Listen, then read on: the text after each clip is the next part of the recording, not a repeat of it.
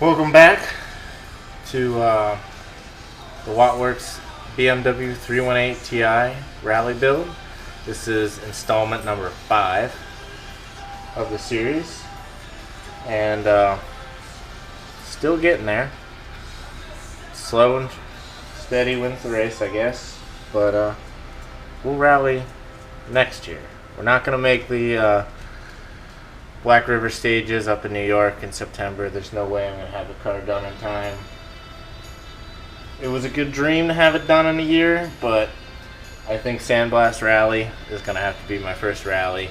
I think I was being a little, I don't know if it's overconfident or just excited to have the car built in a year, but it gives me more time to make sure I can afford things properly and do things the right way and not cut corners to hurry up and race. I think that's a stupid idea. And do it right. Do it the first time. Make sure it's thorough because your life's on the line in a car. So here's the update. Very exciting. Super excited. Now actually feels like a rally car every time I walk into the garage. You see the door open, you see all the cage done. I mean, you just go in the house, you walk in, like, bam! That's my rally car. And it's a great feeling. So I got all the tacos welded in on this side. Sarah's side is all done. Got it all painted, so I was tired of looking at surface rust. Got this tied into the A-pillar. I do need to tack maybe a bar here, just to make it a wee bit stronger. Since the last video I did all that. I started doing all this sleeving on all the cords, make it look nice and neat, but then I was dumb and spray painted and didn't tape it over, so now it's like pinkish white, so I'll just flip it over and make it nice and red like that. I cut out the middle bars here. I'm going to weld in and make it an X so that way it's stronger. And then I'll put in the tubes, or fit those tubes in once the seats are all set up exactly how Sarah and I want them. Also, since the last time I installed my battery box, it's all welded plate and then bolted into that plate. And, Sarah and I finished our pallet cornhole boards. Side subject, not related to rally, but they're cool. All chevron-y and hipster-like. Tonight's goals are to pull all the wheels off and put my calipers on with all new brake pads. And then I'm probably going to finish sleeving the rest of the wiring tonight, and then maybe start fitting up make a few more cuts to fit up the dash a little nicer. This stuff is definitely worth doing if you're building any kind of car or whatever, rally car, drift car.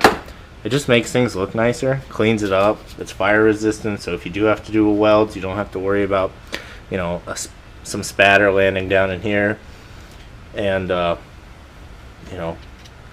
causing a short, because then if you get a short or kills your battery, will kind of ruin the racing weekend. So I highly recommend that stuff. You can see my side's almost done. I'm going to wait till I have all the sleeving done and the dash in, and then I'm going to grind this and grind that out and put in a little bent tube, so that way I talked in my last video about my knuckles were too close to this bar being straight, so I'm going to clean that up, probably very last bit. And then, I just love looking at that. Engine swap. All wired up. All the sensors are in. I think I need like 2 more things. I need a little box that hooks in here. There was a few. And then I need to do plumbing and radiator. Hook in my injectors and spark plugs, and throw a battery in the battery box, and she should start. So very excited for that. I do want to do a new valve cover gasket while I got it all torn apart, but that's how that is.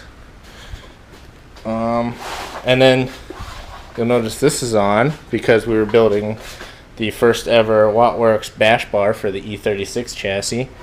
It is now, we'd mocked it all up and TIG welded it here in this garage off of the rally car, and it's now bolted securely onto the onto Andrew's drift car, and then I will place in photos now